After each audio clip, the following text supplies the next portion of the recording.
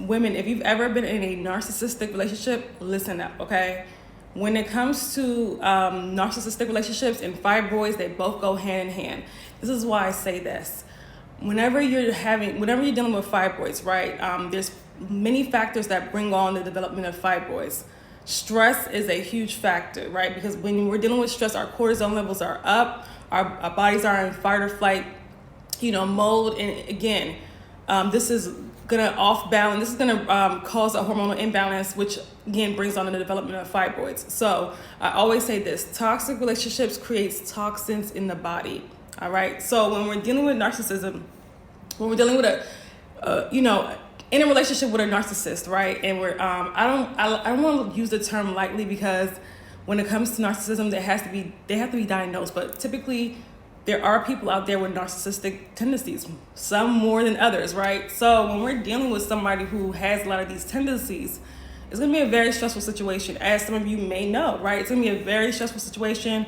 A lot of times your self-worth, your self-esteem, also too, is just totally screwed up, right? When we're dealing with these, this from a partner. So when it comes to this, right, when it comes to narcissistic abuse, it's very important that you get out of it. Now, I know that when it comes to that, there's a process that a lot of women are not aware of being in a narcissistic relationship when it first starts to happen, right? They're not aware of the red flags, because sometimes they could be very subtle, okay? And typically women are not aware until it gets really bad, okay? So this is why it's so important to, when you're on a womb healing journey, when you're on a journey to shrink your fibroids, it's not only a physical, we're also changing. Also, we're also addressing a lot of, emotional baggage and a lot of emotional trauma that we've been through.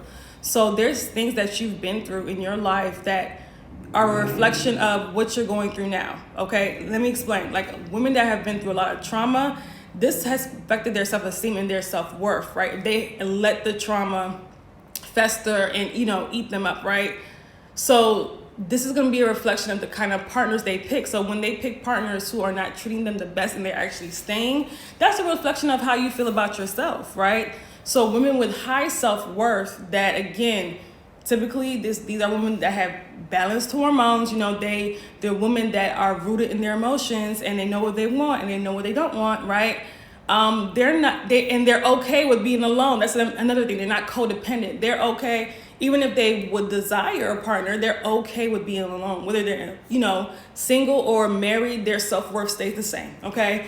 Very few women can say that. But anyway, so when it comes to that, when it comes to somebody being rooted in their emotions, somebody having high self-worth, they're not going to accept certain things, and they're not going to attract men with narcissistic tendencies, realistically. Typically, women who have lower self-worth attract those type of men. I'm not trying to blame anybody, right? I was there too. Probably in my mid-20s, I attracted that to me, right?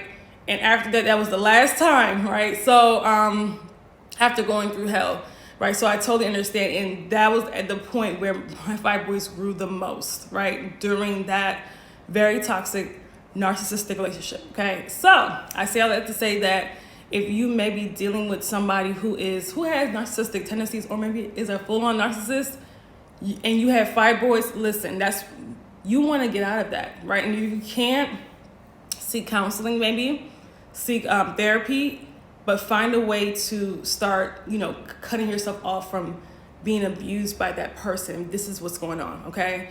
I say all that to say because, again, the longer you stay in these type of relationships, the harder it is to get out, and the more damaged you are when you get out. The more damaged physically, mentally, and not only your physical health is also going through the ringer, so is your emotional health, right? And it takes a long time to heal from this, okay? So I say all that to say, find ways to deal with the situation.